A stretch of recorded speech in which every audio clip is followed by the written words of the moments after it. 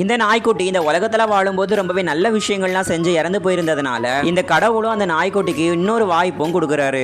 நான் உன்னைய மனுஷ ரூபத்துக்கு மாத்தி இந்த பூலோகத்துக்கு அனுப்பிச்சு வைக்கிறேன். பட் நீ அங்க முழுசா 1 மந்த் மட்டும் தான் இருக்க முடியும். நீ ஒரு டாக்ங்கிற விஷயத்த யாருக்குமே சொல்லக்கூடாதுன்னு சொல்லி பூலோகத்துக்கும் அனுப்பிச்சு வைக்கிறாரு. மனுஷனா மாறின இந்த நாய்க்குட்டி சடனா இந்த பொண்ணு மேல வந்து விழுந்துடுது. இந்த பொண்ணுமே ரொம்ப பயந்து போய் நீ எப்படி வானத்துல இருந்து குதிக்கிறேன்னு கேட்க இவனுமே அந்த பொண்ணுடைய கேட்ட கையில பிடிச்சு கொடுக்குறான். அப்பன்னு பார்த்து சடனா அங்க வந்த ஒரு தெருனா இவங்க 2 பேரையும் பார்த்து கொலைக்குது.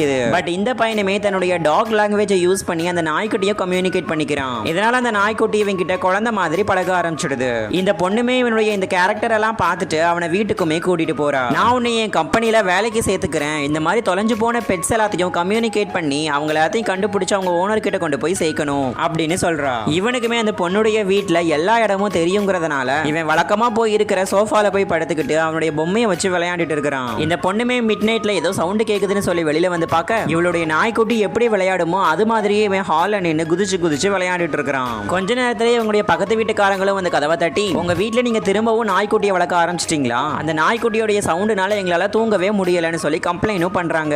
இந்த பொண்ணும் அப்படிலாம் இங்க எதுவும் இல்லைன்னு சொல்ல அந்த நெய்பரும் நம்பாம உள்ள வந்து செக் பண்ணி பார்த்துட்டு போறாரு. இந்த பொண்ணுமே இந்த பக்கத்து வீட்டுக்காரங்களை ஃபாலோ பண்ணி போறா. அவங்களும் பேசுறாங்க.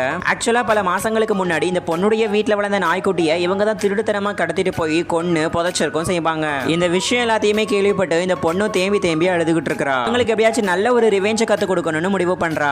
அதனாலயே அன்னைக்கு நைட்டு அவங்க பக்கத்து வீட்டுக்காரங்களை தூங்க விடாம ஸ்கிப்பிங் விளையாண்டு சத்தம் போட்டுட்டே இருக்காங்க. அன்னைக்குன்னு பார்த்து இந்த பக்கத்து வீட்டுக்காரனும் இந்த பொண்ணுடைய வீட்டுக்குள்ள திருடுத்தனமா நுழைஞ்சு சாசேஜையும் வச்சுட்டு இருக்கிறான். பட் இந்த விஷயம் எல்லாத்தையுமே இந்த பொண்ணு வீடியோ ரெக்கார்டும் பண்ணி போலீஸ் கிட்டையும் கொடுத்து போலீஸ்லயும் கம்ப்ளைண்ட் பண்ணிட்டா. அங்க வந்த போலீஸும் எல்லாத்தையும் இன்வெஸ்டிகேட் பண்ணிட்டு இந்த நாயை கொன்னது இவங்க தாங்கிறத கன்ஃபார்மும் பண்ணி இந்த பக்கத்து வீட்டுக்காரங்களையும் போலீஸ் ஸ்டேஷனுக்கு இழுத்துட்டு போயிட்டாங்க.